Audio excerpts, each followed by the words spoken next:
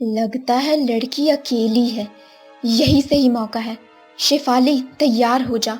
इतना कहकर डायन तरुलता के पास गई। उसने उससे कुछ बातें की और मौका मिलते ही उसे कुएं में धक्का दे दिया।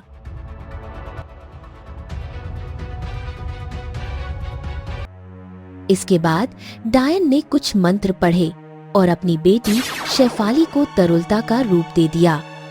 शेफाली, आज से तेरा नाम तरुलता होगा। अब से तू युवराज की पत्नी बनकर इस महल में रहेगी।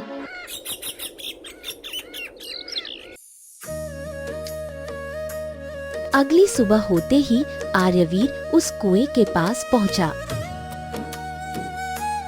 चूंकि डायन की बेटी शेफाली ने तरुलता का रूप धारण कर लिया था, इसलिए आर्यवीर ने बिना कोई सवाल किए तरुलता शेफाली को राजमहल ले गया।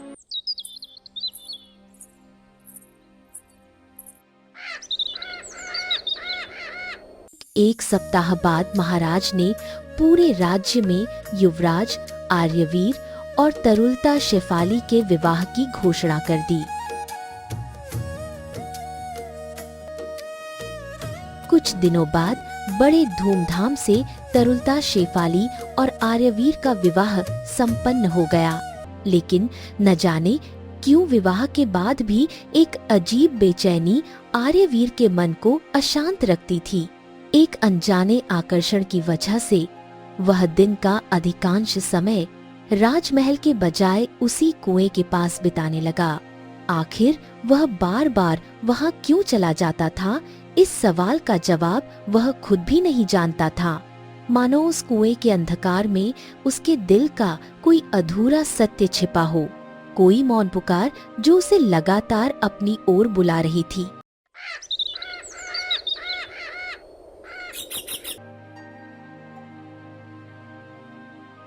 आर्यवीर, इतनी सुबह सुबह आप कहाँ जा रहे हैं?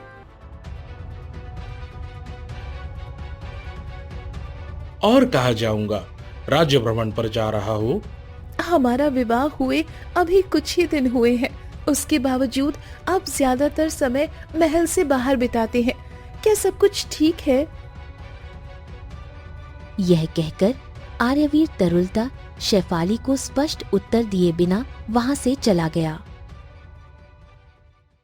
विवाह से पहले तरुलता को देखते ही मेरी आंखों में जो चमक आ जाती थी, बिना वजह जो मुस्कान मेरे होठों पर खिल उठती थी, और वह अजीब सा आकर्षण जो मुझे उसकी ओर खींच ले जाता था, विवाह के बाद वो सारी भावनाएं जैसे फीकी पड़ गई है। वही आवाज, वही चेहरा, वही रूप, फिर भी न जाने क्यों भीतर कहीं एक खालीपन महसूस होता है। आखिर ऐसा क्यों हो रहा है? क्या मैं बदल गया हूँ? माँ, आप जानती हो, पिछले कुछ दिनों से आर्यवीर सुबह होते ही महल से बाहर चले जाते हैं और शाम होता है तब घर लौटते हैं। माँ, मुझे लगता है कि युवराज मुझ पर शक कर रहे हैं। मैं कहीं पकड़ी न जाऊं। नहीं नहीं, इतनी आसानी से मेरा जादू असफल नहीं हो सकता। तू इन सब बातों की चिंता मत कर। मैं खुद पता लगाती हूँ कि युवराज के मन में क्या चल रहा है। यह कहकर डायन एक कौए का रूप धारण करती है और वहां से उड़ जाती है।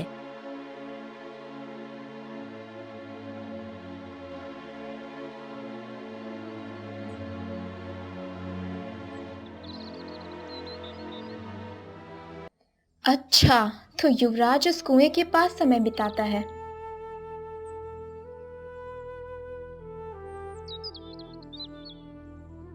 सूरज ढलते ही आर्यवीर महल वापस लौट गया।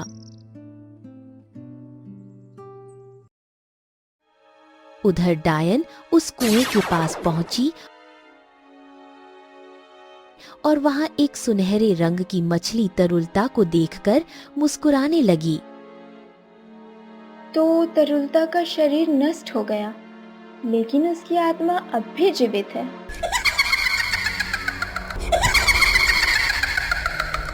चिंता मत कर तरुलता, अब तू अपने ही प्रेमी के हाथों मृत्यु पाएगी।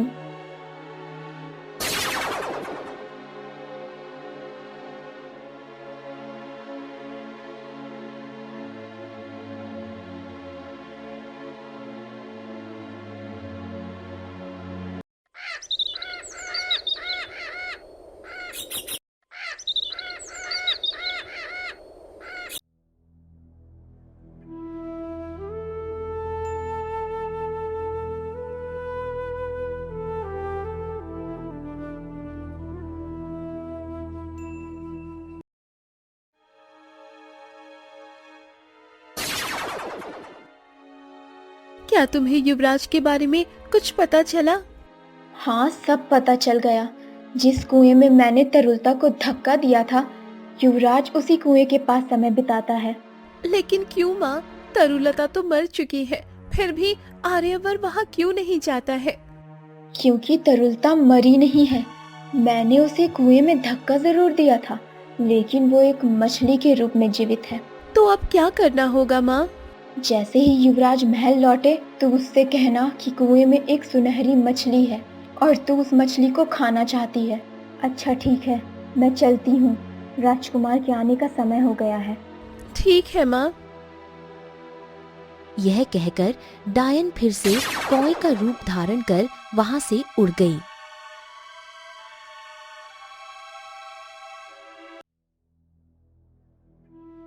कुछ समय बाद जब आर्यवीर महल लौटा तब तरुलता शेफाली ने डायन की बताई बात उसके सामने रखी।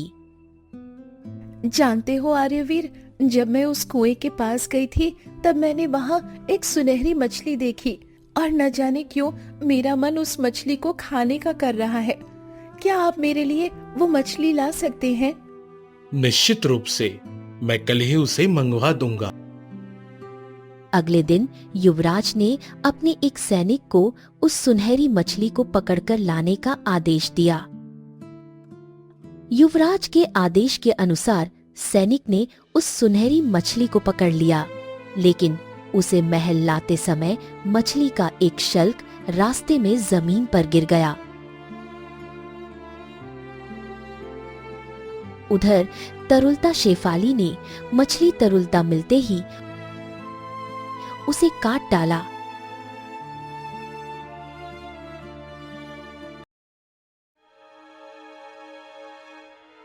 लेकिन उसी रात जमीन पर गिरा वह शल्क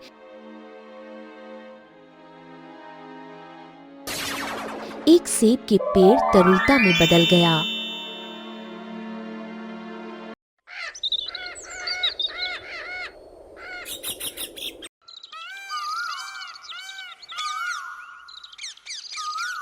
अगली सुबह होते ही आर्यवीर फिर राज्य भ्रमण के लिए निकल पड़ा।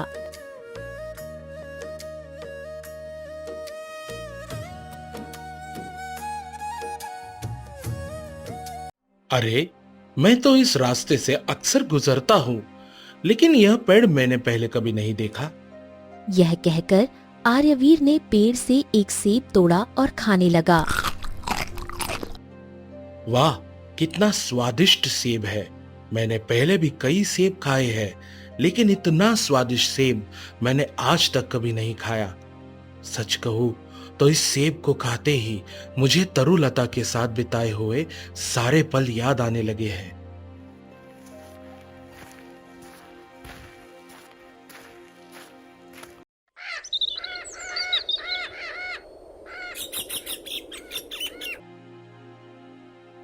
उस दिन के बाद से आर्यवीर कुएं के बजाय उसी सेब के पेड़ तरुलता के नीचे सुबह से शाम तक समय बिताने लगा।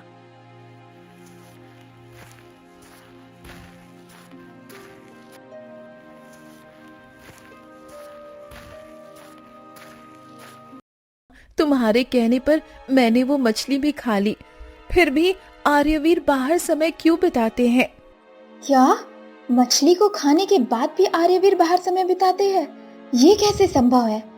तू चिंता मत कर, मैं देखती हूँ अब क्या करना होगा। यह कहकर डायन अपने घर लौट गई।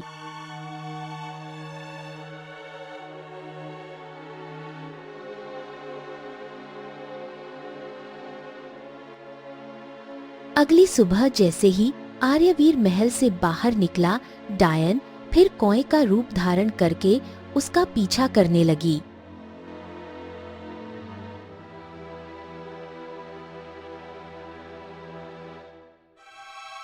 अरे ये क्या? मैं इस राज्य के कोने कोने से परिचित हूँ, लेकिन यहाँ ये सेब का पेड़ कहाँ से आ गया? और इस पेड़ से मुझे तरुलता की आभा महसूस हो रही है। इसका केवल एक ही मतलब हो सकता है, तरुलता अब भी जीवित है। मुझे जल्द ही इसका कोई उपाय निकालना होगा।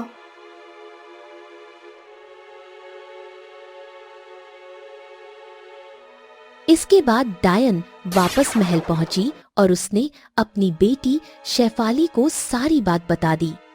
शेफाली, ध्यान से सुन। तरुलता से छुटकारा पाने का अब सिर्फ एक ही तरीका बचा है। जैसे ही युवराज महल लौटे, उससे कहना कि वो उस पेड़ को कटवा दे और कटवाने के बाद उसके हर टुकड़े को जला दे, ताकि उसका एक भी हिस्सा जीवित ना बचे। और ये चीज़ अपने पास रख। अगर किसी मुसीबत में फंस जाए तो इसका उपयोग करना। सूरज ढलते ही आर्यवीर हमेशा की तरह उसी पेड़ के सेब लेकर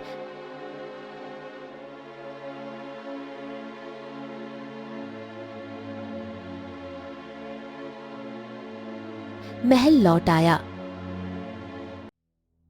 तरुलता, देखो मैं तुम्हारे लिए क्या लाया हूँ।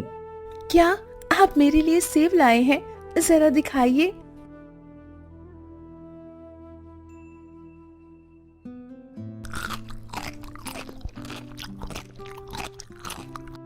छी, कितना कसैला सेब है। आप ये कहाँ से लाए?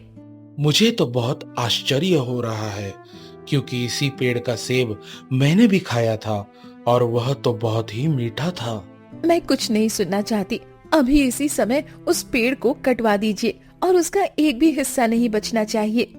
लेकिन तरुलता, ये ठीक नहीं है।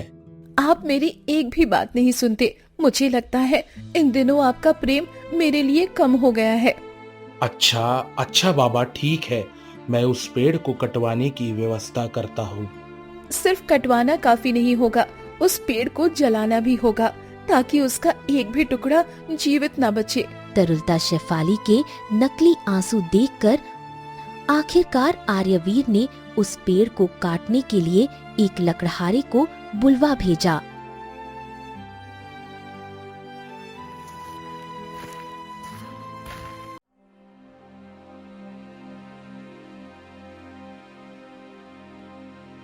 कुछ ही देर में शिबू नाम का लकड़हारा वहां पहुंचा। उसे उस पेड़ के बारे में सब कुछ समझा दिया गया।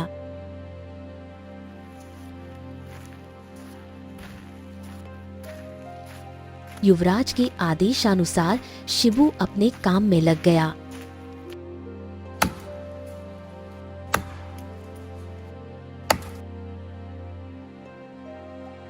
पेड़ काटते समय अचानक शिबू की नजर लकड़ी के एक अजीब आकार वाले टुकड़े पर पड़ी। ऐसा लग रहा था मानो प्रकृति ने स्वयं उसे किसी विशेष रूप में तराशा हो।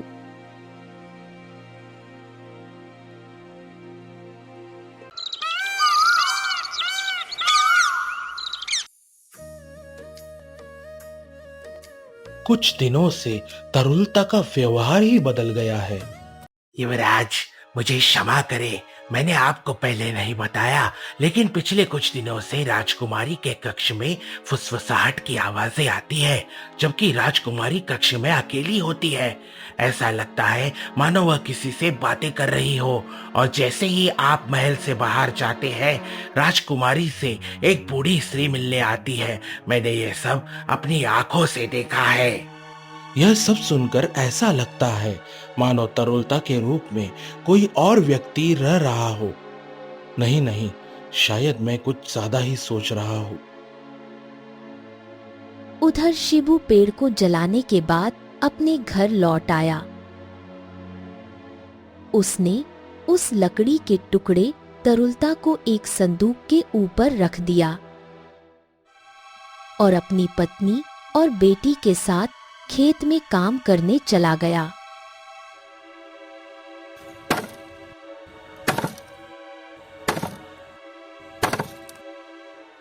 शाम होते ही शिबू अपने परिवार के साथ खेत का काम खत्म करके वापस घर लौटा।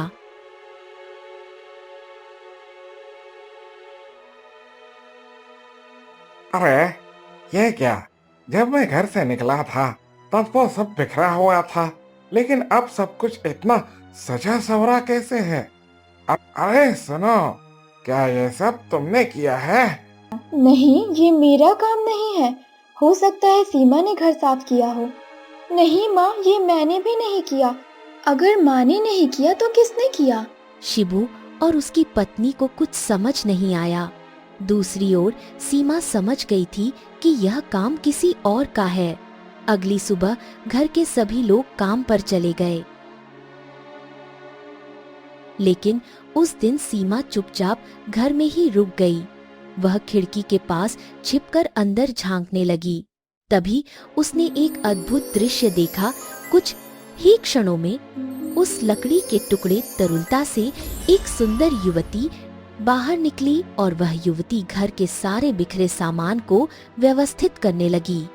यह देखकर सीमा धीरे धीरे आगे बढ़ी और चुपके से उस लकड़ी के टुकड़े तरुलता को आग में जला दिया।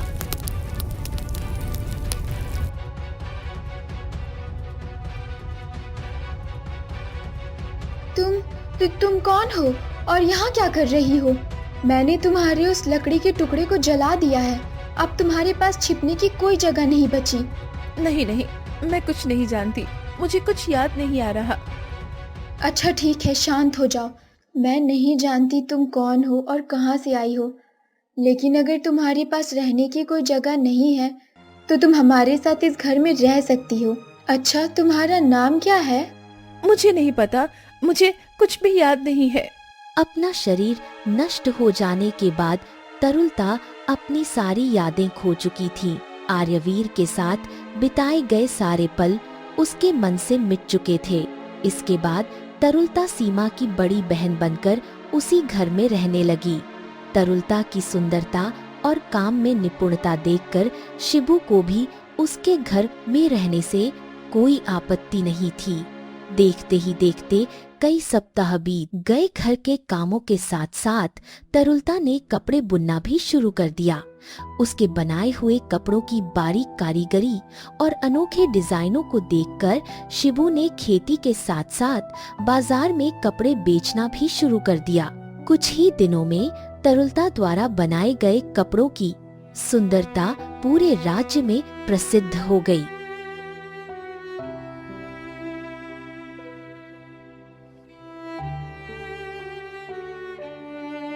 तरुलता, तरुलता, तरुलता, तरुलता, तरुलता, तरुलता। क्या हुआ? इस तरह क्यों बुला रहे हो? वो कुछ नहीं, मैं बाजार घूमने जा रहा था, इसलिए सोचा अगर तुम्हें कुछ चाहिए हो तो बताना। मैंने सुना है कि आजकल बाजार में एक कपड़ा व्यापारी की साड़ियों के डिजाइनों की बहुत चर्चा हो रही है। सब लोग उन साड़ियों की बहुत प्रशंसा कर रहे हैं। हाँ, मैंने भी सुना है। ठीक है, मैं तुम्हारे लिए सबसे सुंदर और कीमती साड़ी लेकर आऊंगा।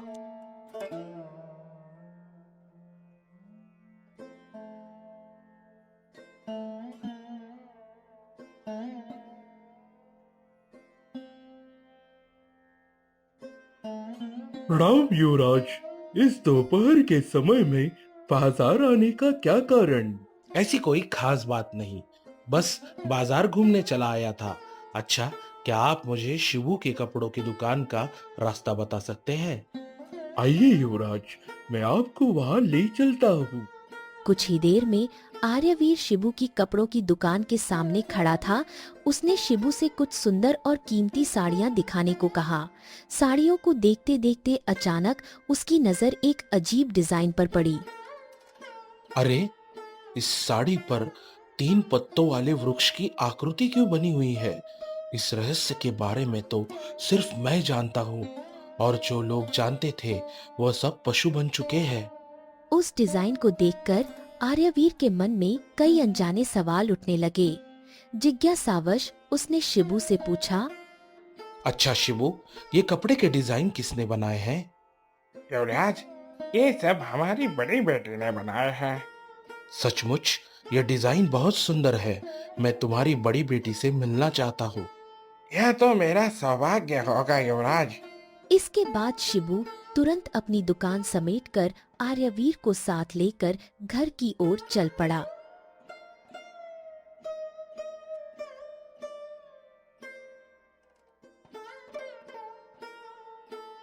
अरे सुनती हो, जरा बाहर आओ। देखो, हमारे छोटे घर में कौन पधारे हैं।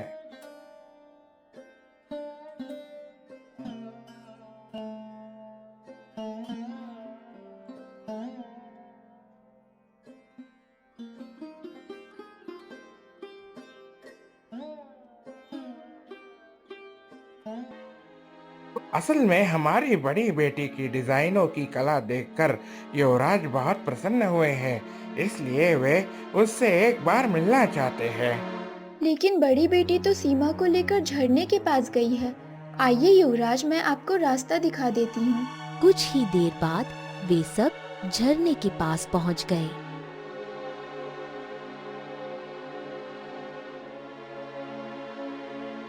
पिताजी, आज आप इतनी जल्दी बाजार से वापस आ गए? अरे बेटी, युवराज तुमसे मिलना चाहते हैं। उसी क्षण जैसे ही आर्यवीर की नजर तरुलता चांदनी पर पड़ी, वह मानो स्तब्ध रह गया। उसकी आंखें आश्चर्य से फैल गईं। एक पल के लिए उसकी सांसें तक थम गईं, क्योंकि उसके सामने खड़ी लड़की और कोई नहीं बल्कि हूबहू तरुलता जैसी दिख रही थी। वही चेहरा, वही आंखें, वही मधुर आवाज, मानो अतीत अचानक जीवित होकर उसके सामने लौट आया हो। तरुलता, तुम यहाँ क्या कर रही हो? तुम्हें तो राजमहल में होना चाहिए। कौन तरुलता? मैं किसी तरुलता को नहीं जानती। तो तुम्हारा नाम क्या है? युवराज, मेरा नाम चांदनी है। इस लड़की की आवाज भी बिल्कुल तरुलता जैसी है। नहीं युवराज, मैंने ये नाम पहले कभी नहीं सुना। चांदनी से इतना ठंडा जवाब मिलने के बाद आर्यवीर ने महल लौटने का निर्णय लिया, लेकिन घर लौटते समय भी उसका मन गहरे विचारों में डूबा रहा। बार बार उसकी आंखों के सामने चांदनी का वही परिचित चेहरा घूम रहा था। वह समझ नहीं पा रहा था कि इस समान चेहरे के पीछे आखिर कौन सा रहस्य छिपा हुआ है। इन्हीं विचारों में खोया हुआ आर्यवीर रास्ते पर चला जा रहा था कि अचानक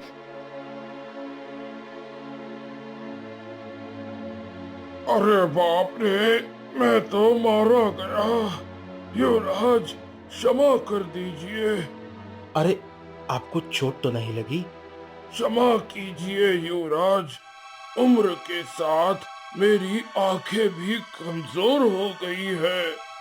नहीं नहीं, आपको माफी मांगने की कोई जरूरत नहीं है। गलती मेरी भी थी, ध्यान खोकर चल रहा था। लेकिन उसी समय आर्यवीर यह समझ ही नहीं पाया कि उसके गले का बहुमूल्य ताबीज रास्ते में गिर चुका है।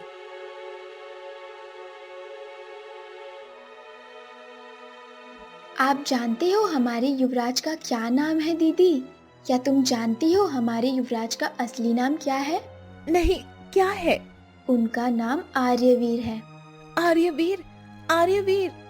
दीदी वो देखो, वो क्या पड़ा है? अरे, ये तो मैंने युवराज के गले में देखा था। लगता है गलती से उनके गले से गिर गया है। कल सुबह होते ही इसे राजमहल जाकर उन्हें लौटा देंगे। ये सोचकर चांदनी वह ताबीज उठाकर अपने साथ घर ले आई।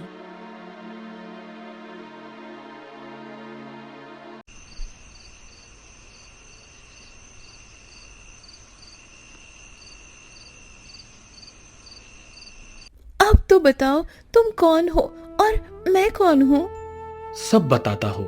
मेरा नाम आर्यवीर है।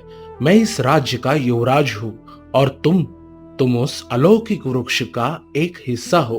आज से तुम्हारा नाम होगा तरुलता। तरुलता, मैं चाहता हूँ कि तुम मेरे साथ राजमहल चलो। युवराज, मुझे अब भी बहुत प्यास लग रही है। शायद इसलिए क्योंकि मैं उस वृक्ष का एक हिस्सा हूँ। इसीलिए मुझे पूरी तरह मनुष्य बनने में अभी 7 दिन लगेंगे। तब तक मैं इसी कुएं के पास रहूंगी और अगर आपकी इच्छा हो तो आप मुझसे मिलने यहाँ आ सकते हैं। ये सब मैं क्या देख रही हूँ? वो सामने युवराज और ये ताबीज, क्या मैं कोई सपना देख रही हूँ? ये सब आखिर कैसे संभव है? ये कोई सपना नहीं है तरुलता। तुम जो कुछ भी देख रही हो वो सब सत्य है। संक्षेप में कहूँ तो ये तुम्हारा अतीत है। कौन हो तुम और बार बार मुझे तरुलता क्यों कह रही हो? मेरा नाम तो चांदनी है।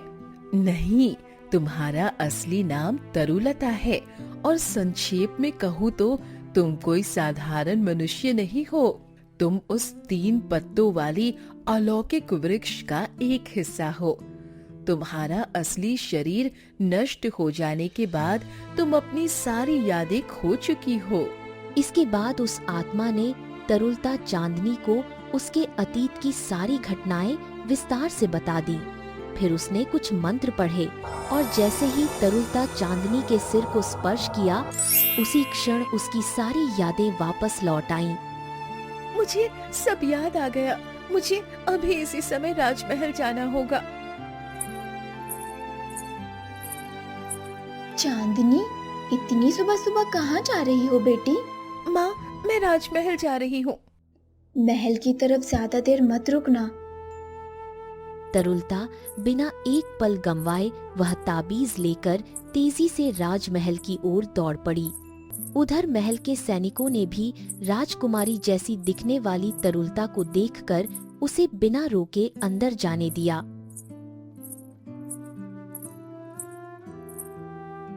युवराज, मुझे सब कुछ याद आ गया है। तरुलता नाम मुझे आपने ही दिया था और मैं ही आपकी असली तरुलता हूँ। ये तुम कैसी बातें कर रही हो? मेरे दिमाग में तो कुछ समझ में ही नहीं आ रहा। अगर तुम खुद को तरुलता कह रही हो तो फिर ये कौन है?